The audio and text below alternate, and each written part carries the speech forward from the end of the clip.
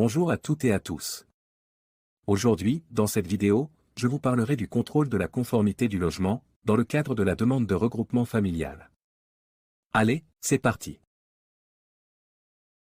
Le demandeur, qui sollicite l'OFII dans le cadre d'une procédure de regroupement familial, doit pouvoir justifier qu'il pourra vivre avec sa famille dans un logement décent. Il devra donc occuper un logement salubre et d'une superficie minimale. Peu importe que le demandeur soit locataire, propriétaire ou hébergé, si la mise à disposition du logement est bien réelle. Le logement doit être disponible au plus tard au moment de l'arrivée de la famille. Le demandeur peut donc présenter des documents prouvant qu'il obtiendra un logement dans le délai fixé. Cette condition de salubrité et de superficie minimale est encadrée par le décret numéro 2002-120 du 30 janvier 2002, relatif aux caractéristiques du logement décent, pris pour l'application de l'article 187 de la loi numéro 2000-1208 du 13 décembre 2000, relative à la solidarité et au renouvellement urbain. Le logement doit répondre à des exigences de sécurité, d'hygiène, de confort et d'habitabilité. Il doit disposer de l'eau potable, de moyens de chauffage et d'évacuation des eaux usées. La famille doit pouvoir être accueillie de manière décente. Le bail, l'état des lieux et la visite des enquêteurs de l'OFII ou de la commune où le logement est situé, permettent de vérifier ces conditions. Le logement doit présenter une superficie minimale. Le logement doit être considéré comme normal pour une famille comparable vivant dans la même région géographique. La superficie exigée est différente selon la zone A, A bis, B1, B2 ou C, dans laquelle réside le demandeur. Avant de faire votre demande de regroupement familial, assurez-vous que votre logement est suffisamment grand pour accueillir l'ensemble des membres de votre famille qui bénéficieront de cette procédure. Pour cela, je vous invite à vous rendre sur le lien qui apparaît ci-dessous où vous pourrez utiliser un simulateur, qui vous dira quelle surface en mètres carrés votre logement doit avoir, si vous voulez que votre demande aboutisse.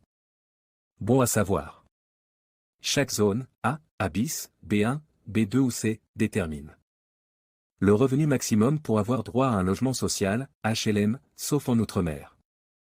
Le revenu maximum pour avoir droit au prêt à taux zéro, PTZ, ou au prêt d'accession sociale, PAS.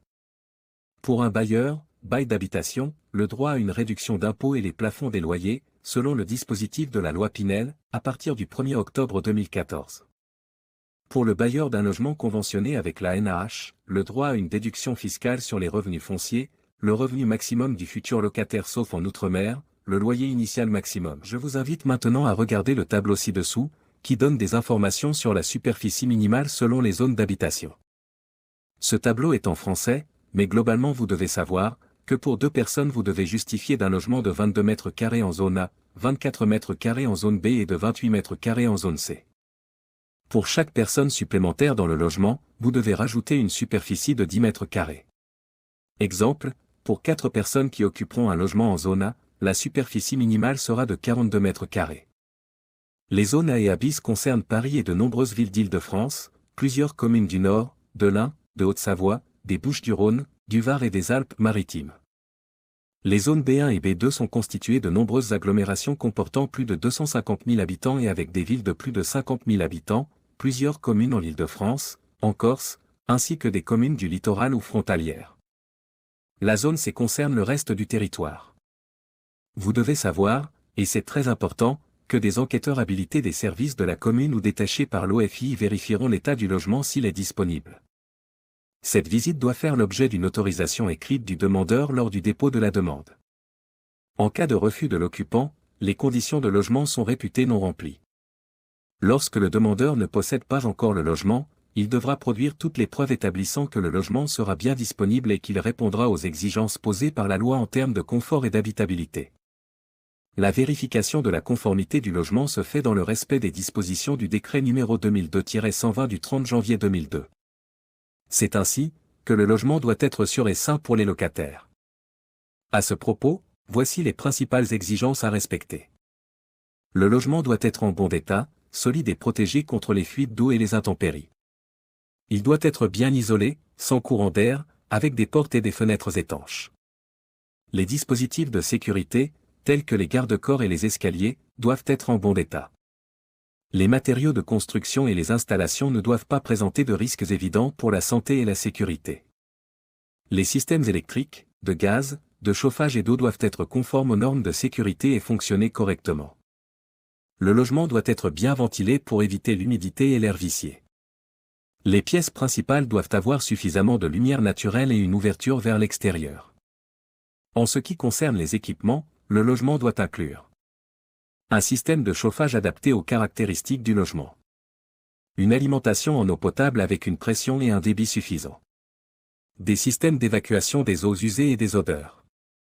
Une cuisine équipée avec évier, eau chaude et froide, et système d'évacuation des eaux usées. Une salle de bain avec toilettes séparées, équipée d'une baignoire ou d'une douche, eau chaude et froide, et évacuation des eaux usées. Un éclairage adéquat dans toutes les pièces et des prises électriques pour les appareils courants. Une pièce principale ayant soit une surface habitable au moins égale à 9 mètres carrés et une hauteur sous plafond au moins égale à 2,20 mètres. Soit un volume habitable au moins égal à 20 mètres cubes. Dans les départements d'outre-mer, certaines exigences peuvent être différentes, notamment en ce qui concerne l'alimentation en eau chaude. Bon à savoir.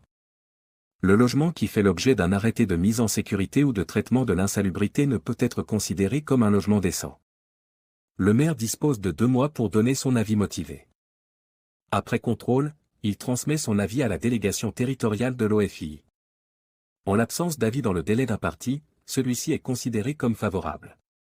À ce sujet, il faudra faire très attention avec la nouvelle loi qui stipule que l'absence d'avis du maire dans le délai de 2 mois sera désormais considérée comme défavorable. L'OFII va reprendre le dossier et le compléter si nécessaire avant de le retourner à la préfecture dont dépend le demandeur. Nous voici arrivés au terme de cette présentation traitant de la vérification de la conformité du logement du demandeur à la procédure de regroupement familial. Comme vous pouvez le constater, si cette vérification de conformité n'est pas obligatoire, elle est fréquemment effectuée et l'avis motivé du maire est déterminant, en ce qu'elle est prise en compte par le préfet au moment de sa décision quant à l'issue de la demande de regroupement familial. Vous devez donc bien vous préparer et bien nettoyer votre logement avant la visite des agents habilités. Vous devez vous assurer que votre logement respecte en tout point les exigences requises. Là aussi, je profite de l'occasion pour vous rappeler que nous avons une équipe de juristes internationaux qui peut vous accompagner à chaque étape de votre procédure de demande de regroupement familial et qui saura donc vous aider à vous assurer du respect de la conformité de votre logement aux normes de superficie, de salubrité et de sécurité requises. Pour cela, vous pouvez juste nous contacter, une fois que vous avez connaissance de la date de rendez-vous avec les agents municipaux habilités pour la visite de votre logement. 1 à 2 semaines avant cette date de rendez-vous, nous vous contacterons par appel vidéo et nous ferons le point ensemble avec vous, sur toutes les pièces d'habitation constituant votre logement. Nous verrons ensemble, dans le cadre de cet appel vidéo d'une demi-heure, les points faibles à rectifier, afin de vous assurer de la validation de votre logement par les agents habilités. Nous vous proposons également une vidéo sous forme de tutoriel, qui vous accompagnera, pas à pas, dans cette étape. Cette vidéo fait partie d'un ensemble de vidéos, que nous vous proposons en option payante, pour 4,99 € seulement. N'hésitez pas à consulter notre vidéo de présentation de nos offres de services, qui s'affiche ci-dessous. Nos services sont complets et vous assurent une efficacité dans l'aboutissement de votre demande de regroupement familial. N'hésitez pas à nous contacter. Je vous remercie d'avoir suivi cette vidéo très instructive. Si vous avez aimé ma vidéo, je vous remercie d'avance de cliquer sur le bouton « J'aime » se trouvant ci-dessous et de vous abonner à ma chaîne. Dans la prochaine vidéo, je vous parlerai des voies de recours en cas de rejet de la demande de regroupement familial ou de l'absence de réponse du préfet. À bientôt.